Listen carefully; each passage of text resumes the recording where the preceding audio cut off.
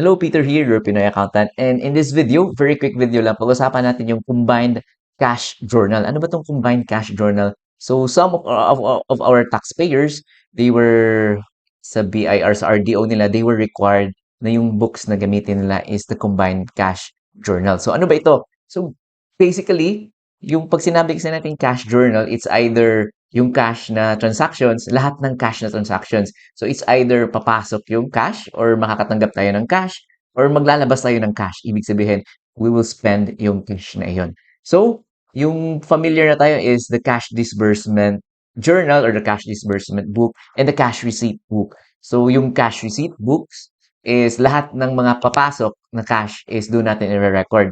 Yung cash disbursement naman, kabaliktaran nun, is lahat ng lalabas na cash. Pag we will spend the cash, is cash disbursement yung gagamitin natin. So, yung combined cash journal, so, i-merge or pagsasamahin lang natin, i-combine lang natin yung cash receipt journal and the cash disbursement journal. So, ganun lang kasimple. So, if familiar na kayo sa cash disbursement and cash receipt, walang problema. So, i-combine lang natin. But yung challenge lang nito is, yung cash disbursement journal kasi natin is, for example, 10 columns na yung 12 columns. Tapos, i-add pa natin yung cash receipt natin. For example, yung cash receipt natin is 8 columns, di ba? So, ilang columns yung 20 columns. So, yung challenge nun is, paano natin i-merge or paano natin pagkakasyahin yung napakadaming columns into one book lang.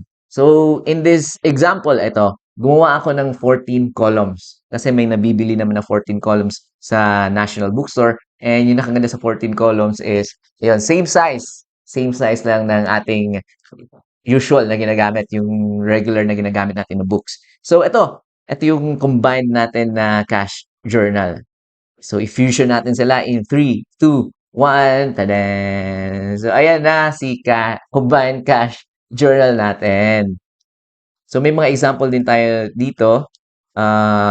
So pakita ko lang sa inyo, 14 columns to. Ayan, bilangin natin. Yan, debit.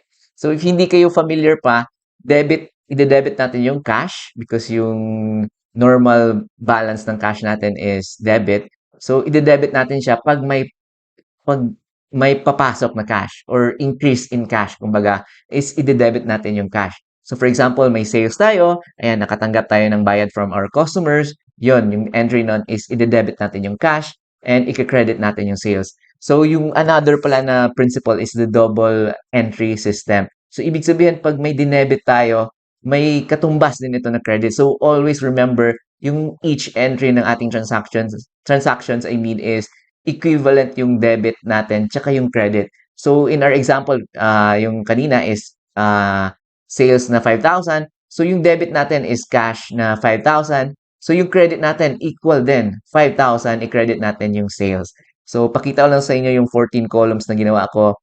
So ito yung ilalagay natin dito is yung mga common na account titles na usually na ginagamit natin. So nilagay ko lang dito yung mga common na expenses kagaya ng rental, ayan, taxes and licenses, utilities and communication, office supplies, ayan, sales returns, allowances and discounts. So sa credit naman, yung common din na entry or account title na ginagamit natin is kine-credit natin yung sales, ayan, withholding tax payable, and i-credit natin yung cash.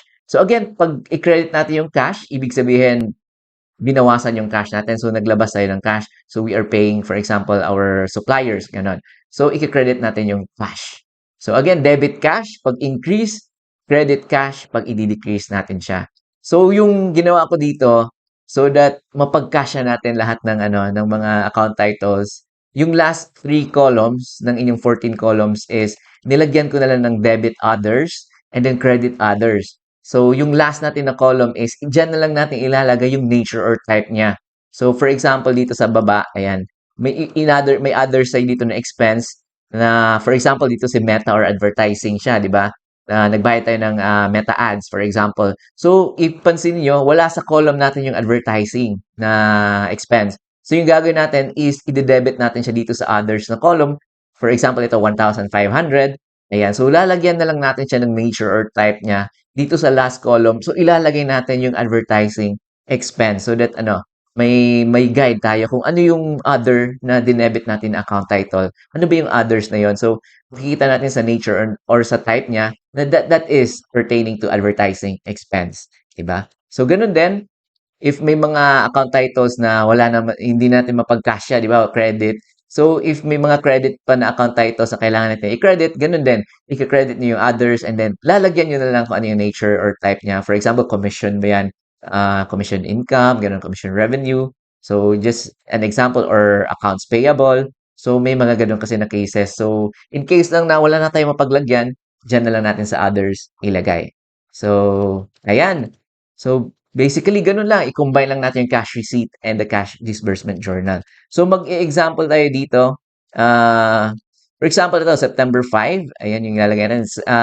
Benta to natin. Various customers. So, yung invoice, ito pala yung mga columns pala. Date. Ayan, importante. The date, the invoice numbers, or the reference, and then the customer, and the description. So, dahil ano nito, combined na.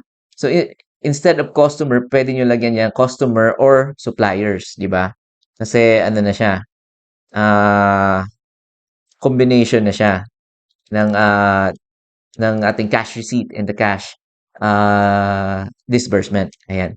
Or, pwede nyo lagay dyan. Ah, And of course, the description and then yung ating mga entries, kumbaga ano yung mga account titles, I mean, ano yung ide-debit natin? Ayan, debit tayo ng mga expense, cash, and ano yung credit natin? Sales, withholding tax payable, and the cash pag maglalabas tayo ng cash, and the others. So, ayan yung ating example. So, balik tayo. Example number 1 na, ano, for example, ito may sales tayo, various customers. So, ilalagay nyo lang yung date dyan, September 5, yung invoice natin, the SI, sales, for example, sales invoice number 1. And then, various customers, then various products, for example, yung nabenta ninyo. And then, yung entry na natin dyan is, magde-debit tayo ng cash. And then, ano yung i-credit natin? So, again, equal lang yan. So, i-credit natin yung sales for 5,000. So, example number 2, ganun din. For example, Mr. Flo G naman. So, date, September 6. Ayan, sales invoice number 2. And yung customer natin, si Mr. Flo G. Ayan, for example, ano yung nabenta nyo sa kanya, pwede nyo ilagay dyan. And then, for example, 8,000, ay, 8,000 naman. 888 yung ating sales nun. 888 yung binayad ni Mr. Flo G. So, i-debit natin yung cash, 888. And then, i-credit natin yung sales naman, 888. So, ganun lang yung basic na entries. So, dapat, familiar kayo sa mga entries. Basic accounting, kumbaga, bookkeeping. So, next natin is, ito yung mga example na ng mga common na mga expenses. So, ang basic na entry for expense is, magde-debit tayo ng expense kung anong klaseng expense. And then, i-credit natin yung cash. So, in this example, yung rent natin, ayan, 20,000. So, debit natin yung rental na expense for 20,000. And then, magka-credit tayo ng cash. But if hindi nyo alam, kailangan nyo mag-withhold ng 5% na withholding for the rent. So, ang gagawin nyo dyan is 5%. If hindi nyo pa napanood yung ating video, we talked about kung paano ba yung withholding ng rent. So, required is the 5%. So, yung cash natin dito is 19,000. Diba? So, equal pa din. So, if i-add nyo yung credit natin na 1,000 for the withholding tax payable and the cash na 19,000, kung i-add nyo 20,000, so nag-credit tayo ng 20,000 and then nag-debit tayo ng rental expense na 20,000. So, equivalent or equal lang yung ating debit na 20,000 and the credit na 20,000. So, yun yung talagang dapat yung tandaan. Hindi pwedeng hindi equal yung debit tsaka yung credit. Kung hindi yan equal, ibig sabihin, madidisbalance tayo at may missing na figure. So, mali na yung, kumbaga, yung ating financial statements, yung end product nito. So, next natin is, I'm sure familiar na kayo dito. So, we'll just quick run through lang. Mayor's permit. So, ito, debit kayo ng taxes and licenses. And of course, dito, i-credit nyo yung cash. So, next natin is the internet.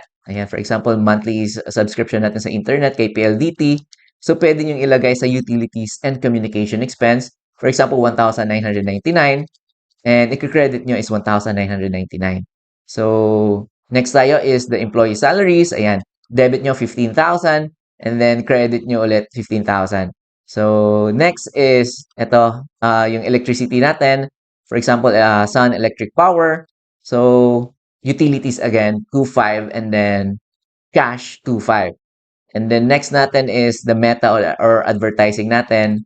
So, ide-debit natin yung ating since wala nga tayo yung nabanggit natin kanina, wala tayong column for the advertising. So, yung ginawa natin dito is ayan, nag-credit na lang tayo, I mean nag-debit tayo dito ng others for 1.5 and then nag-credit tayo ng 1.5 na cash and nilagay lang natin dito yung nature niya advertising expense.